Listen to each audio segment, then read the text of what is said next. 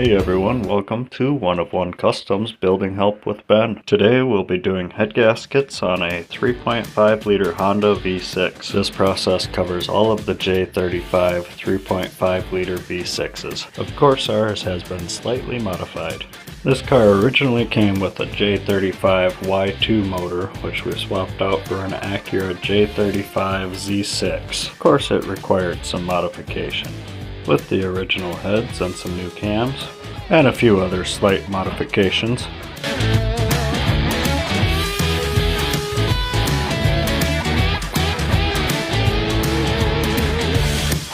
First we're going to remove the intake manifold, but before we do that, let's get the coolant drained out of it. Down at the bottom of the radiator you'll find a pepcock, so we'll go underneath and we'll twist that valve counterclockwise. But we got the coolant draining, we'll remove our air filter housing and our air ducting. Then we'll remove the battery. Always disconnect the negative battery cable first.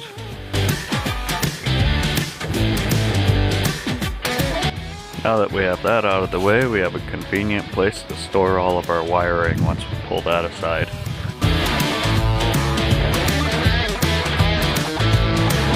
Let's get this intake manifold off of here. First we'll have to disconnect all the electrical connectors and the vacuum hoses.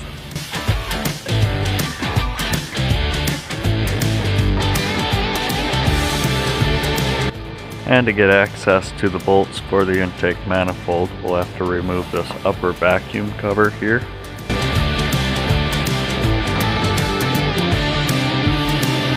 Then we'll disconnect the electrical connector on the throttle body, also two coolant hoses going to the throttle body. I like to disconnect the one at the pipe side and the other one at the throttle body side.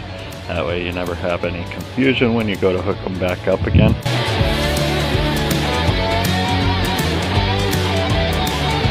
Alright, got the coolant hoses disconnected from the throttle body along with the electrical connector. All our other electrical connections are disconnected.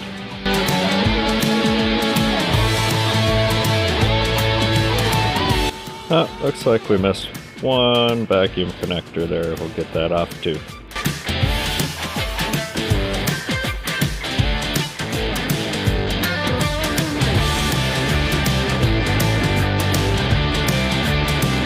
And we got the upper intake cover removed, so we have access to the bolts for our intake manifold. And you'll want to remove just the 12mm bolts, leave the 10mm ones there. Those actually hold the intake together.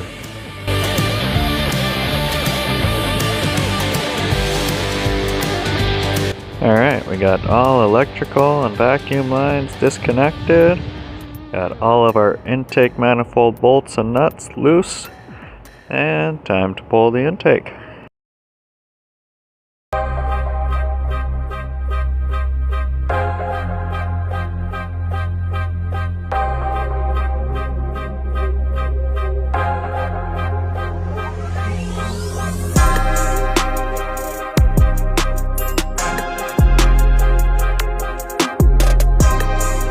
Now we'll remove the fuel rail.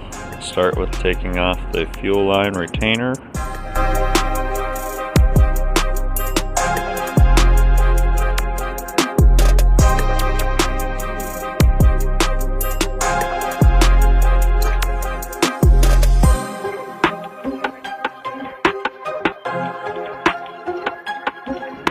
Now we got that off of there, just push in the little clips on the fuel line, and then we'll pull the fuel line off of it.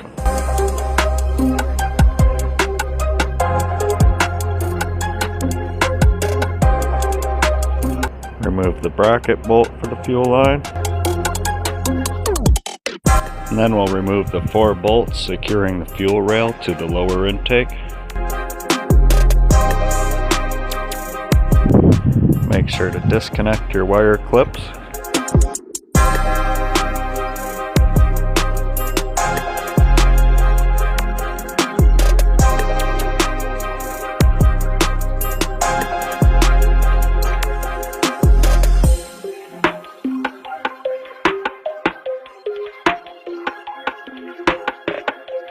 So our fuel rail pulled right out of there, but sometimes when they've been in there a while, they get pretty stuck. Best way to get them loose is to spray a little WD-40 around the injector O-rings and then give it a little light prying. Don't want to pry too hard. Those injectors are pretty fragile and can break, so patience is a virtue. Now let's get all the wiring all freed up and pulled aside. You're going to want to disconnect all of the wiring connectors except for that one way down there. Make sure to disconnect that O2 sensor connector. Disconnect the connectors on the alternator and the AC compressor. Disconnect both of the driver's side ECM connection. Disconnect the harness hold down bolt and that ground bolt right there. Disconnect the coil packs. Now we're going to lift and support the right front corner of the vehicle. Then we'll remove the wheel and the fender liner. That'll give us access to the timing belt and some of the lower electrical connectors. Now the electrical connectors on these coil packs can be pretty brittle sometimes, so what I like to do is use a little screwdriver to provide some relief to the connector. That way they don't break trying to get them off. There's quite a few bolts that hold the wiring harness onto the engine. I just like to make sure to keep all those bolts in one place so it's easy to find them when you're putting it back together. On a job this big with this many parts and pieces, it's good to keep everything very organized along the way. Alright, let's get this wiring harness out of here.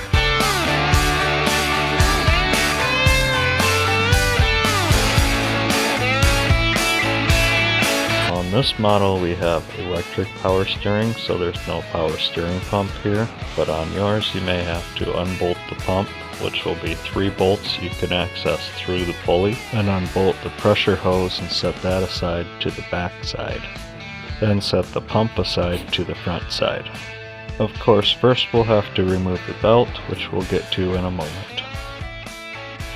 Now we'll disconnect the 2 driver's side ECM connectors. Now the way these come loose is there's a little tab on them that you have to push in with a screwdriver. That'll pop the lever out, and then pulling the lever down will actually eject the connector from the ECM.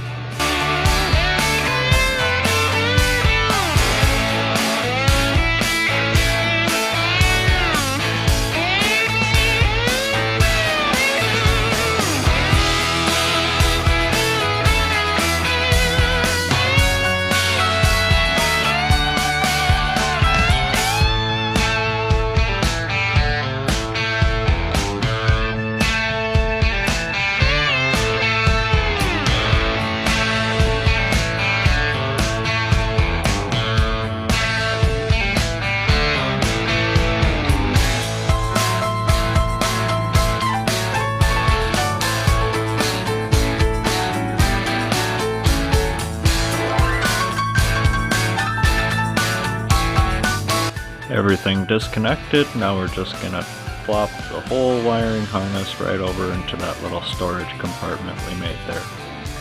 Okay, we got our wiring all pulled aside. Now we're going to start taking apart the driver's side of the heads. That'll be the EGR valve and the water manifold. So there'll be 4 bolts on the front side with the EGR valve and then 2 on the rear. Every make and model has a little bit different cooling and EGR setup on it, so yours may be a little bit different. Alright, let's get started by pulling the radiator hoses off. We'll remove the 2 bolts for the EGR pipe. We're going to drain the coolant out of the block at this point, so make sure to have something to catch the coolant underneath.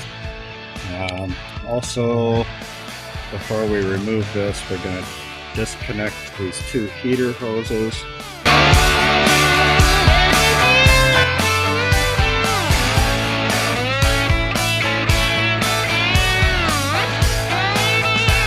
Remove the PCV hose from the valve cover.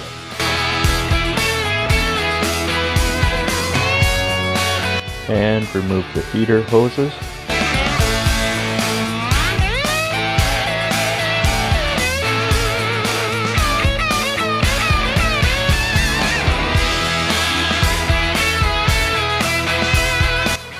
Now we'll remove the 2 nuts and 2 bolts on the front side of the water manifold and the 2 nuts on the rear side.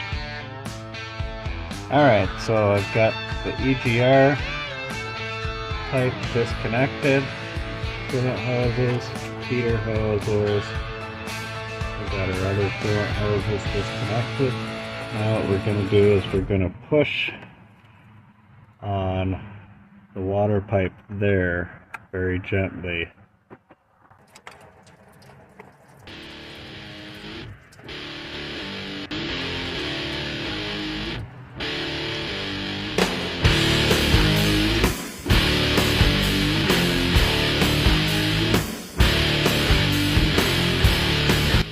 Okay, so it does make it easier if you take this EGR pipe off altogether. So that unbolts down below. Okay, now we got that pipe loose. This will come off much easier. And that is the whole manifold. Maybe a little bit different on your guys's than on mine. Every one of the J35 motors is a little bit different. So, but on mine there is these 4 bolts on one side and 2 bolts on the other side. Now we'll remove any vacuum actuators or brackets that are mounted on the side of the head. There's this little tab right there that you can just push forward, maybe use a screwdriver, and that'll just pull up off of there. Take that vacuum line off first.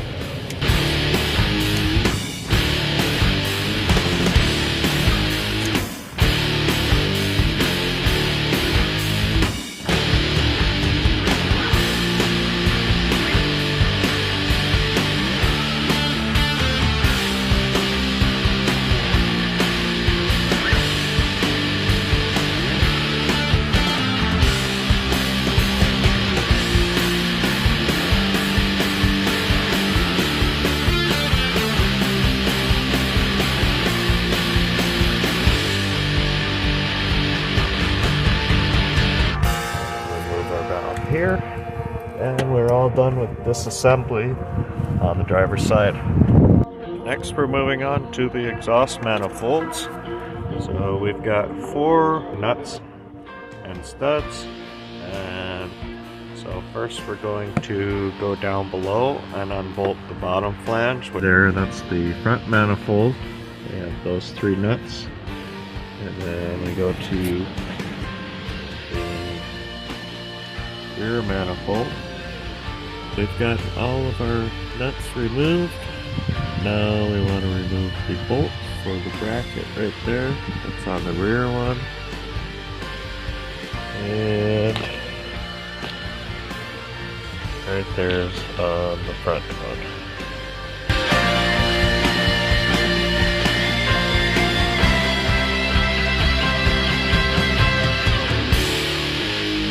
Okay, now we got our exhaust manifolds. They're floating there, disconnected at the top and the bottom, both the front and the rear here. And now that we're all done taking off our manifolds, now we're going to switch over to the passenger side. This is the important side with the timing stuff. Go over to the timing covers. We'll remove both our upper timing covers, and we'll remove this bracket here. We're also going to now remove the serpentine belt and the alternator, and then each one of these upper covers has 5 bolts in it. Removing the serpentine belt, there is a stud sticking out there for a 17mm socket, and that connects to the tensioner assembly. So we're going to go ahead and I've got a serpentine belt tool that I use.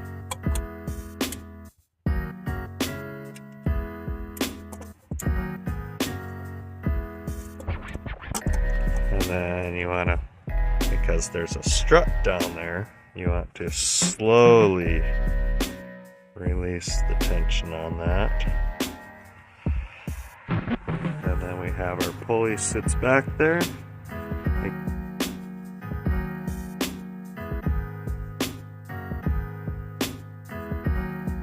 Okay, so we've got both of our timing covers removed, the upper ones, all our 10 bolts there.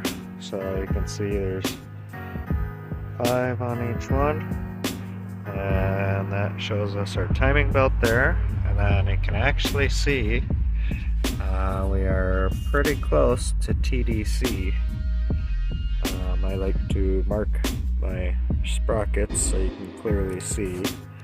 So this is our timing mark, and this is our mark for TDC. That's top dead center, cylinder number 1. Now we're going to go ahead and remove our alternator bracket that goes from the cylinder head to the alternator.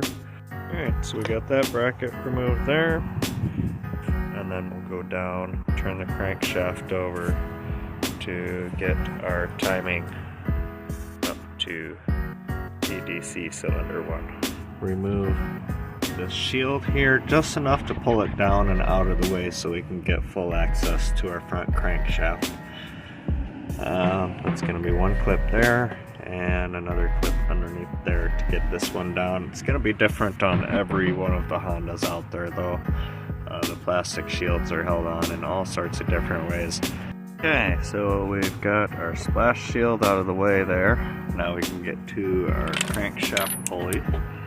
And we'll go ahead and put a 19mm socket on there.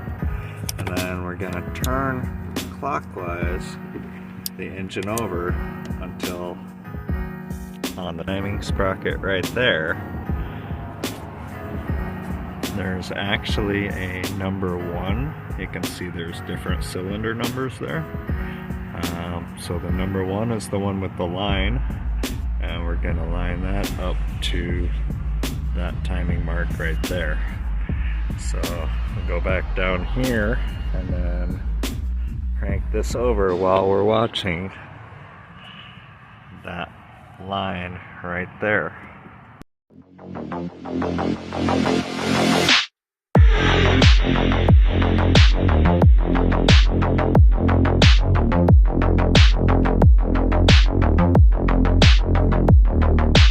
And now you can see we're all lined up with our timing marks on the front and the rear.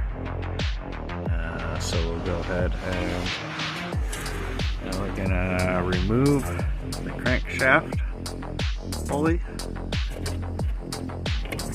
and then after that we'll remove the lower timing cover, and then we'll remove the motor mount and the timing belt.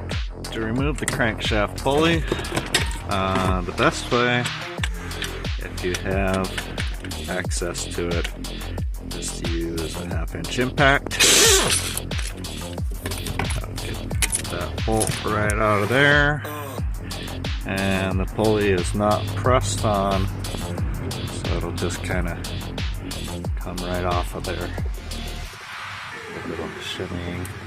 If I wasn't holding a camera in one hand, it would probably come off a little easier. But that just pulls right off of there. So as you're shimmying that off of there, be wary of that keyway there. You want to make sure you do not lose that keyway. That keeps the crank pulley and also the timing pulley in position. Alright, now we've got the crank pulley off there, and we'll take the bolts out for this lower timing cover here. Remove that. We've got those 5 bolts removed. Now the timing cover, the lower part, should gently pull away. If it is not gently pulling away, you probably still have another bolt in there.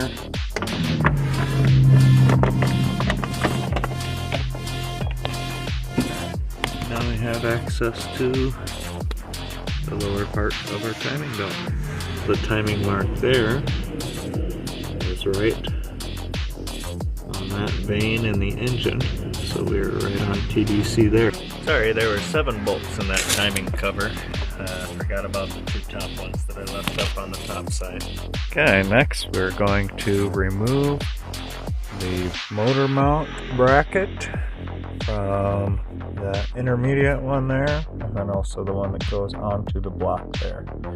So to do this, you're gonna need a jack, and we're gonna put a block of wood onto the jack, and we're going to gently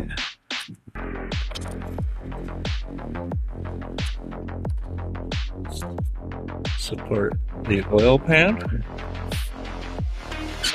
Make sure you don't catch the exhaust in there. And we're gonna, so it's seated on the oil pan, block of wood. And then we'll go to the top side here. And when you see the engine shift upward just a little bit,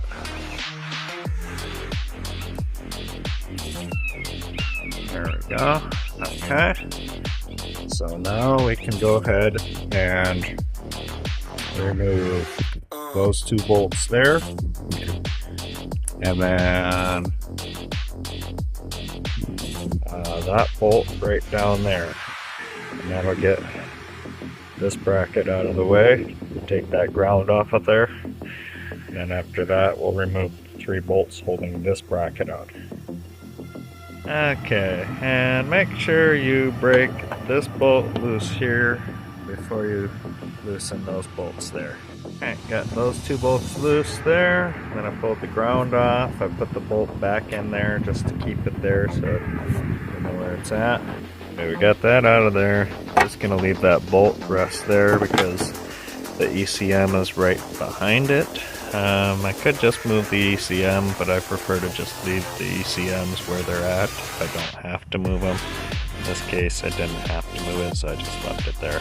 Now I'm going to remove the 3 14mm head bolts and remove this bracket right here. Those bolts out there. Now, on this one here, there's not enough room to pull the bolts all the way out, so you leave it in the bracket, removing it. On some of them, you may actually need to jack the motor up or down a little bit. Now be cautious when you're doing that. You don't want to move it too much because you could damage the other motor mounts as well. So just use caution and don't go too high or too low with the engine when removing bolts. Now we'll remove our 2 bolts to the timing belt tensioner and remove the tensioner.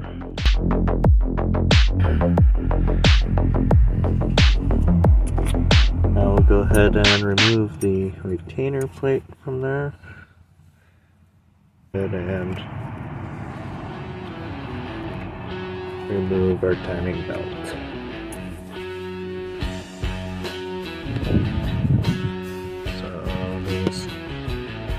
Camshafts are a little spring loaded, so they may twist a little bit once you pull the belt off of there. That's to be expected. We'll get those all back in time after we get this all apart. Alright, that's it for timing. Now if you were doing a timing belt water pump job, you would also replace the water pump and the components. We're focusing on the head gasket, so we're just removing the tensioner and the belt at this point in time. And now we'll remove the covers for the heads, the valve covers, and then the rocker assemblies, and finally remove the cylinder heads. We'll go ahead and remove all 6 of the coil packs and all 6 spark plugs underneath the coil packs. Okay, coils removed. Now we'll get those spark plugs out of there. Okay, got all spark plugs and ignition coils removed. Gonna go ahead and remove the valve covers. So we've got on this particular one 8 bolts on the front cover, and got that center one on the rear one. So that's 9 bolts on the rear cover. All of the valve cover bolts out there. And on the rear side, remove those valve covers.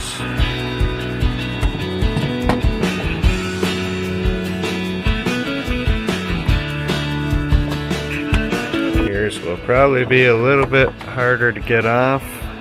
Sometimes you'll need to tap it with a rubber mallet to loosen up some of the sealing on there. Other times you may have to do a little bit of prying. Just be very gentle. These valve covers are plastic and easy to break. Okay, now we are going to remove the rocker arm assemblies and the V-tec control valve here. So what we're going to do first is remove the engine oil dipstick.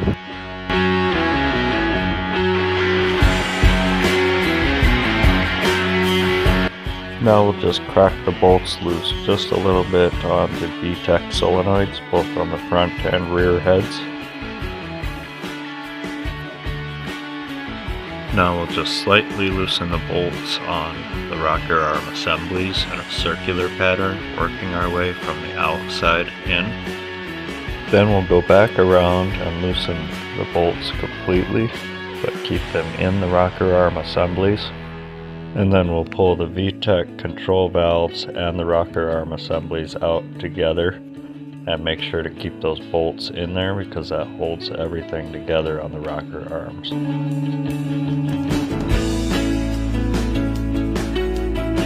And as you remove the rocker arm assemblies, keep an eye out. There are small V-tec actuating pucks that may fall out. You definitely want to collect those. And any dowel pins that may come out. Make sure to note the position of where your V-tec return springs are, and then remove those before you pull the head off. We can get to our head bolts, which on this one, we have two of them that are longer than the rest of them. Open by hand. So that's going to be a 14 millimeter 12-point socket on there.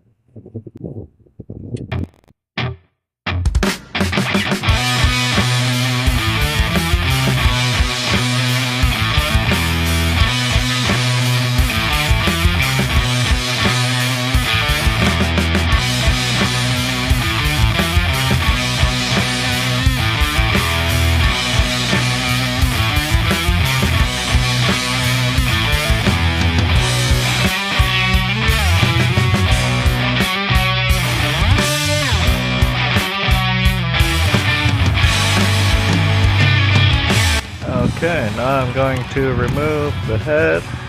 Don't make a big old mess when the coolant and oil comes dripping off the head after I pull it off.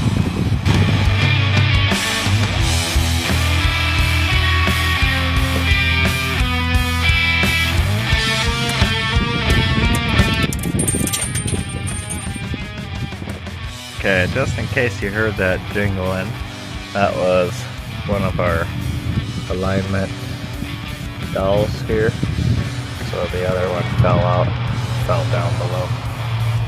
Make sure to get your dowels and set those aside, put them back in before you put the head back on. Want to soak up the antifreeze that's in those pistons as soon as we can. We don't want to let that sit. That can cause corrosion to the rings. And then after I soak that up, I actually put a coat of transmission fluid on the cylinder walls to try to prevent any corrosion while the head is removed.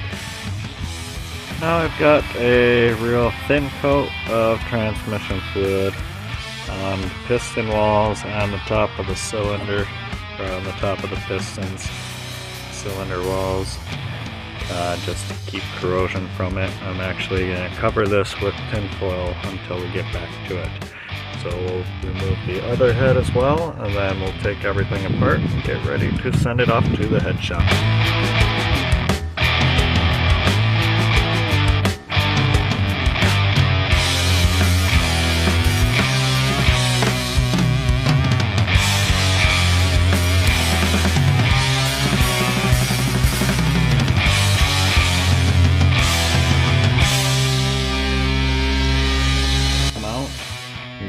Keep your sprocket with your cam, and remember the ones with the numbers on them are the front camshaft, or front head. Okay. Then we'll go around to the back side and remove the camshaft cap on the back. up the head.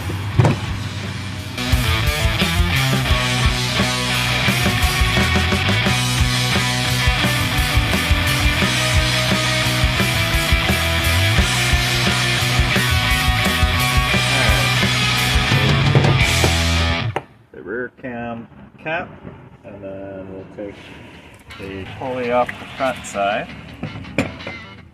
and we'll go ahead and slide that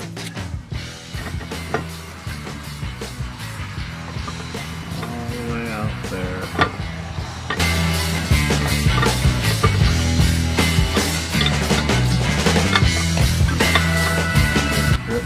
Oil not onto your timing belt, but all over your camera person's toes. Okay, and then I'm going to go ahead and put that pulley back onto the end of our camshaft and just snug that bolt up just for storage. And then we're going to want to keep everything for the front head with the front head, everything for the rear head with the rear head. So along with all of the camshaft stuff, we'll also remove this front cover and the intake manifold. And remove the cam sensor and the rear timing clip.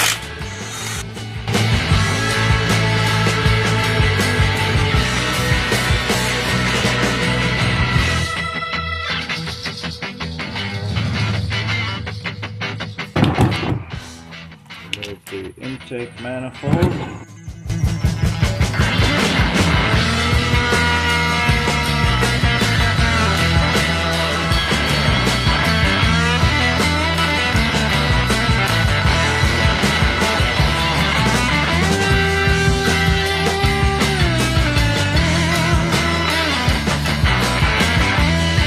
Take pictures of where all of the studs are so that you know where to put them back, and then you can actually remove all of your studs as well. So if you do not have a stud remover, the best way to remove the studs is to take two nuts, go ahead and thread them onto a stud.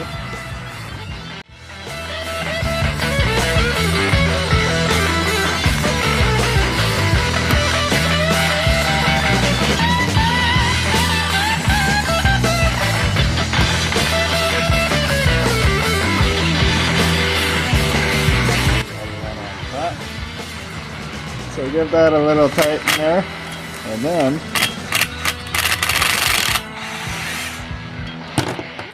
we'll pull the stud right out, and then you go ahead and put that back in there and loosen them back up off of there. And so I got all of our hardware from the rear head all together, and we're gonna go ahead and take that. Keep it. So if you can see here, I have that's from the front head. There's the front VVT rocker arm assembly and the rear. I have the front valve cover, and then the camshaft wrapped in towel, along with the intake manifold there. Just set all of our front head stuff over the VVT rocker arm assembly there, and then we're going to put all our hardware for the rear head in another box, set that right on top there, and keep all of our rear head stuff over here. Alright, we got both heads completely stripped. Now when you bring those down to the machine shop, you're also going to want to bring the valve stem seals from the head gasket kit and have them install those at the same time. So they usually have the tools. It's usually not that much more while they're doing the resurface to have them replace the valve seals. Our parts, nice and organized, ready to be cleaned for reinstallation. installation once we get everything back. And while we're waiting for those to come back around, this is a good time to get your lower block all cleaned up and ready for new heads. Now this is an aluminum block, so do not use any abrasives on this. Probably the most extreme you're going to want to go with is using the 3M purple scuff pads with brake cleaner and very lightly scrubbing the areas that need attention. Otherwise, just brake cleaner and wiping with a paper towel, shop rag, that sort of thing is the best option. You just do not want to distort the surface of the aluminum block. So this concludes the first part of our two-part episode for removing the head gaskets on a 3.5 liter Honda V-6. In the next part, we'll be covering installation of the cylinder heads, setting the valve lash, and setting the timing. If you liked what you saw, you learned something today, don't forget to comment, like, and hit that subscribe button. Hopefully this helps you get ahead on your repairs. See you next time here on One of One Custom.